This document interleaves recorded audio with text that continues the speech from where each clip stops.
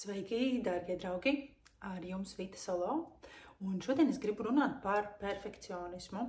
Es gribu izskaidrot par to vairāk, jo tātad tas, ko es šodien darīju, es šodien biju pie savas kosmetoloģijas un arī Instagramā tātad dalījos par to, ka es gribu viņu ieteikt, ka es gribu vairāk par viņu pastāstīt un stāstīju arī vairāk tātad par to, cik ļoti man ir svarīga kvalitāte, cik ļoti man ir svarīgs labs servis, laba apkalpošana, jā, laba komunikācija un tā tālāk. Viss tas, ko, manuprāt, tiešām ietver laba apkalpošana, jā, un es tātad minēju to, ka man vienmēr ir svarīgi atrast labas vietas, kvalitatīvus speciālistus, atrast vietas, kur atgriezties, jā. Un tātad šeit nostrādā mans perfekcionisms. Es tiešām izvirzu augstas prasības, es zinu, ko es gribu, es zinu, kas man ir svarīgi. Es esmu diezgan kritiska, ja, gan pret apkārt notiekošo, gan arī pret sevi. Ja. Un principā par to arī ir stāsts perfekcionismā, ja, tātad augstas prasības un augsta kritika. Un tātad bieži vien tiek runāts par to, ka tas ir slikti, un kad vajadzētu ar šo perfekcionismu strādāt un savā ziņā vajadzētu no tā atbrīvoties, vai ne?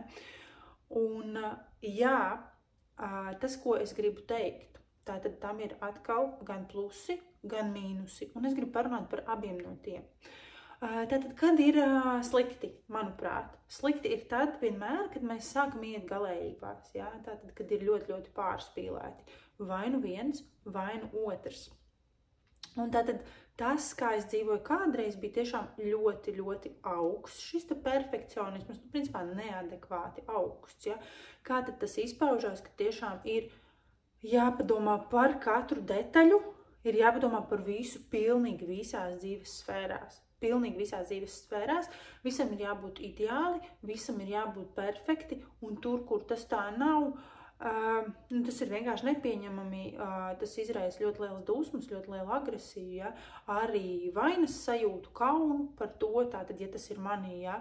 Par to, kā tad tas viss aizies tālāk, ko cilvēki padomās apmēram, ja? Un tā tālāk. Un tas ir traucējoši, tas ir ļoti, ļoti traucējoši, kad ir jādomā par katru detaļu, un pie tām nekad neliekās pietiekami labi, vienmēr viss traucē. Un tad es sāku no tā iet ārā un strādāt ar savu perfekcionismu. Tātad, ko es sāku darīt? Es sāku iet otrās galējībās, ja? Un es tagad tiešām runāju par galējībām, jo tas, kā mēs nonākam līdz šim te vidusceļam, līdz tam, kad var teikt, ka ir ērti un komfortabli, bieži notiek caur galējībām. Tā kā svaros, tātad ir divas sviras, ja? Sākumā ir viena un pēc tam otra. Un kamēr tas izlīdzinās, ir vajadzīgs kaut kāds laiks, ja? Un tas ir process, tātad meklējot sevi tajā visā vidusceļā un tajā, kā būs ērti un kā būs komfortabli, mēs mēdzam staigāt pa šīm galējībām, ja? Tā teikt, no viena grāvja otrā līdz iztaisnojamies. Nu, lūk, un attiecīgi tas pretējais perfekcionismam bija tas, kad es saprotu, ka vienā brīdī es ieeju jau tādā galējībā, kur jau pa lielam ir par visu vienalga, kuras vairs vispār detaļām nepievērš uzmanību un tās nepamanu, jā. Kur sākas šī attieksme, nu būs jau labi. Un tas ir ok, un tas ir posms, kuru arī ir jāizdzīvo. Visi posmi mūsu dzīvē ir nepieciešami, visi ir svarīgi, un ir vēl svarīgāk sevi pieņemt katrā no tiem. Jā, un attiecīgi, ja agrāk pieņemsim, es iegāju guļamistabā un tātad gultai bija jābūt perfekti saklātai un nogludinātai, jā, un man tas bija ļoti, ļoti svarīgi, un es nevarēju sadāk dzīvot, ja es nebiju to izdarījusi, tad pēc tam nākamais posms bija tāds, kad, nu, kā es piecēlos, izkāpu un aizgāju, un kā tā sega tur palika, tā arī viņa palika, kā tā gulta izskatījās, tā viņa izskatījās, jā, un man bija ļoti grūti sev tajā pieņemt, jā, es ilgu laiku sevi trenēju tajā, lai parādītu sev to, ka, nu, kas tad notiks, ja tā sega tāda būs? Nu, kas notiks? Un es saprotu, ka vienā brīdī tā ir ļoti liela trausma, ļoti liels stress, bet man pie tā ir jāpierod, jā, ka patiesībā izrādās, bet nekas jau it kā nenotiek, jā. Un vai arī pieņemsim, kad man likās, ka vienmēr ir visam jābūt mājās perfekti tīram, putekļiem noslaucītiem, jā, es varēju putekļu sulcēju 3 reizes, man liekas, dažkārt pat 5 reizes dienā, izstaigāt pa māju, lai visu izsūktu, lai visu sakārtotu, lai viss būtu perfekti tīrs. Jā, pie tām man patīk staigāt mājās bez apaviem, basām kājām un attiecīgi tā, lai nejustu, ka kaut viens puteklīts vai smilšu graudiņš līp pie kājām. Visam jābūt perfekti tīram. Un tad atkal otrā galējībā, jā, kur es saprotu to, ka es varu ilgāku laiku netīrīt, tur ir putekļu kārtiņa, tur ir vēl kaut kas netīrs, jā, un principā pa māju var staigāt arī jau apavos, jo savādāk viss līp pie kājām. Ja, un nevis pat šībās, dažkārt pat ielas apavos, un es saprotu, ka tās abas ir galējības. Tas, ko es tagad stāstu, gan viena, gan otra ir galējības, ja? Un neviens ne otrs no tiem īsti nedara. Un tad palēnām es sāku saprast, kas tad man ir svarīgi un ar ko var arī sadzīvot. Pieņemt sevi kaut kādās lietās un atrast šo te vidusceļu. Ja?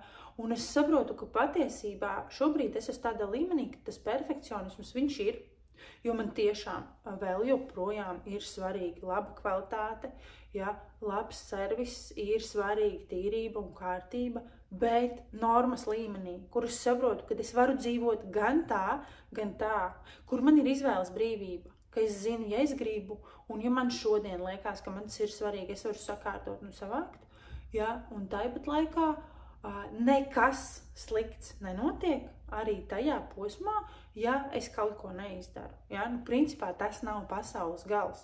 Bet tas bija ļoti ilgs laiks, līdz man izdevās sevi tajā pieņemt, tajā, ka drīkst nebūt ideāli, ka drīkst nebūt perfekti, ja? Un tā tad, kad var gan tā. Bet vēl joprojām es palieku pie tā, ka es pārbaudu, es testēju un es saprotu, kas tad ir labs. Kaut kur jau iekšā tā sajūta ir saglabājusies, ja? Un es spēju izvērtēt tātad, kas ir labs, kas patīk un kas ir atbilstošs. Ja? Jo ir tiešām vietas, kur ir ļoti zema kvalitāte, kur ir ļoti pavirši, ja?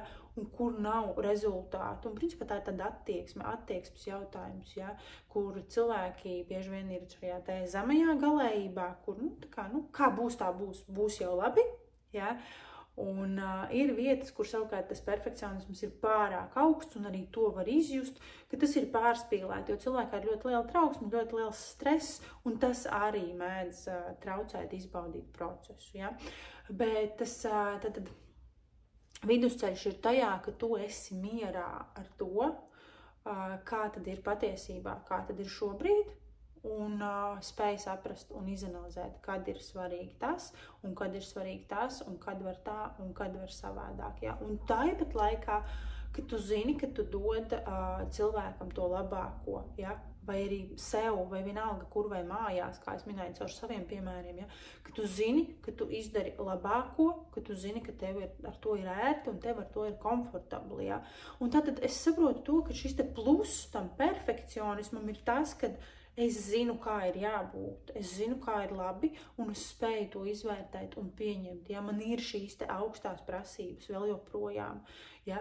Un jā, es varu pieņemt arī zemāku servisu, jā, es varu pieņemt arī kaut ko mazāk. Es saprotu to, ka ir dažādība. Es vairs nekritizēju cilvēkus par to, ka viņi dara savādāk. Viņiem vienkārši ir savi standarti, savas normas, un mums katram ir. Ja? Tātad savi standarti, savas normas, sava tā latiņa, pie kuras gribās atrasties un pie kuras gribās būt. Un es saprotu, ka cilvēkiem ir vienīgais, ko es varu izvērtēt un kur ir mana atbildība, ir par to, vai man tas der, vai man tas neder. Un tieši tāpēc es zinu, ka būs lietas, vietas, cilvēki un tā tālāk, ko es izvēlēšos, un tieši tāpat tās būs lietas, vietas, cilvēki un tā tālāk, ko es neizvēlēšos, jo man tas vienkārši neder. Bet tas nenozīmē, ka tas ir slikti, ka tas ir nepareizi, ja? Vienkārši mūsu standarti un mūsu prasības neatbilst. Un es vienmēr iešu un meklēšu augstāko, labāko, un to, kas man der, un to, kas man patīk, un es zinu, ka jā, manas prasības ir augstas. Es zinu, kad manī dzīvo tas perfekcionists, jā, es zinu, ka es spēju samierināties ar to, ka iespējams neviens neizdarīs tik labi un tik ideāli, kā es vēlos, jā, bet tāpat laikā atkal es zinu, ka es varu par to runāt, es varu par to komunicēt, jā, es varu vienoties, apspriest šos te jautājumus, un arī tas palīdz nonākt pie labākiem rezultātiem. Un šis te lielākais pluss, ko es redzu tajā perfekcionismā, ir tas, ka es zinu, ka es vienmēr varu sasniegt labākos rezultātus un ka es vienmēr izdarīšu maksimumu, ko es varu. Gan priekš sevis, kad man tas ir svarīgi. Es zinu, kā.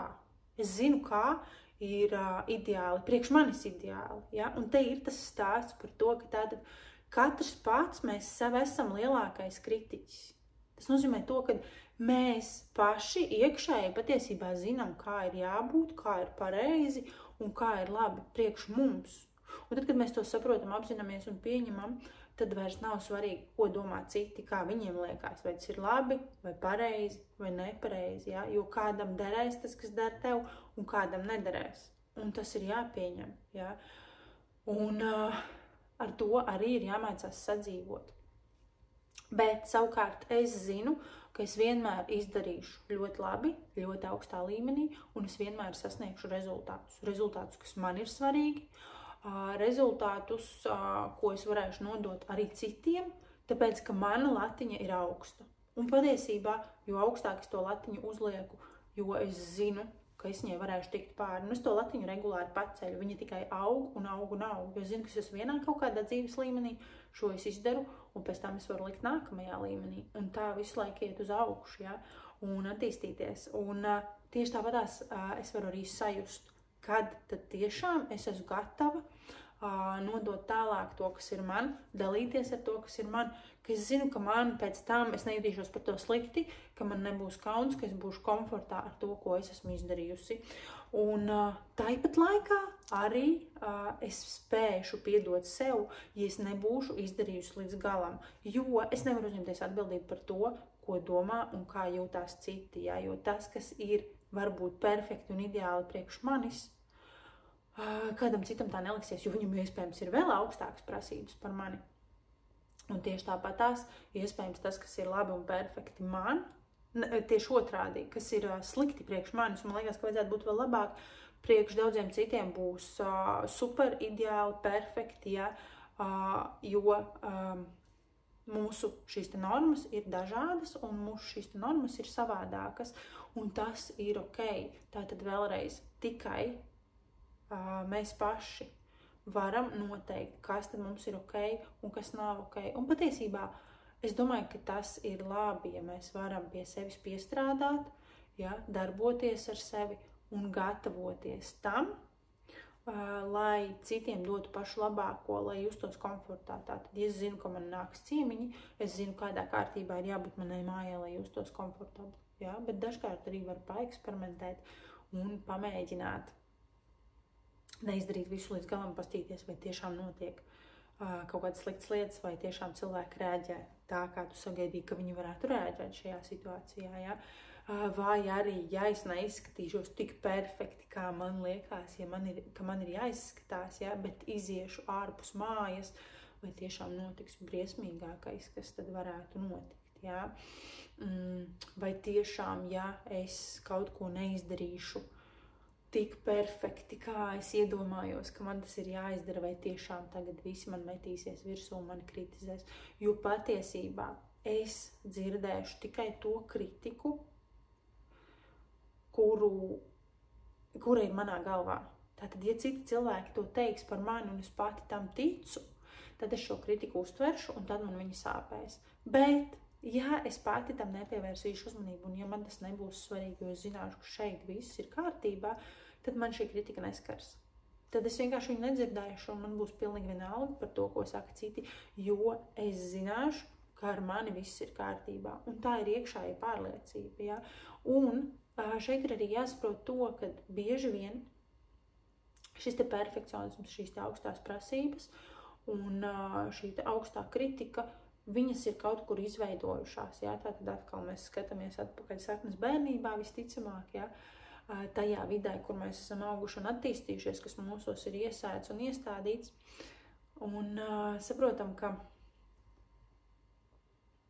kādreiz tas darbojās, un kādreiz tas bija pareizi, un iespējams kādam citam tas bija pareizi. Un uzdodam jautājumu sev, kā tad ir man? Kā tad ir man? Vai tas darbojās man? Vai tas vēl joprojām manā dzīvē ir aktuāli? Iespējams, ka man patīk, es gribu un redzu situāciju savādāk. Ja? Vai arī vēl viens jautājums, kas tad notiks? Kas ir sliktākais, kas var notikt? Ja es neizdarīšu atbilstoši šīm te prasībām, kas ir iesēdušās manā prātā un ko no manis pieprasa. Ja? Un tad, kad atbildam uz šo te jautājumu, tad tie ir pirmie soļi, lai izietu ārā no šī te perfekcionisma un dažkārt atļaut sev iet tajā, kad drīkst lietas izdarīt nevis perfekti, bet pietiekami labi. Jo dažkārt sākumā ir jāiemācās izdarīt pietiekami labi, nevis perfekti, nevis ideāli, bet pietiekami labi. Ja? Un sākot caur to punktu, kur ir pietiekami labi, tur tieši ir vieta augt un attīstīties. Sākumā tu dari tā, kā tu vari, un pēc tam tu dari arvien labāk un labāk un labāk. Tātad viss sāks no punkta ir pietiekami labi. Ja? Un tad no tā var attīstīties tālāk līdz šim te perfektajam. Un jo vairāk tu dari, jo biežāk tu dari, jo vairāk tu atkārto, jo ātrāk tu nonāc pie šī te perfektā rezultāta. Jo pienāk tā diena, kad tu vari teikt, jā, ir lieliski, jā, ir perfekti, jā, šādi man patīk. Un tāpat laikā kaut kādā brīdī atkal tu saproti, ka var kaut ko pilnveidot, var kaut ko pielikt klāt, var kļūt labāk un var ar šo te darboties un nonākt pie jauniem rezultātiem.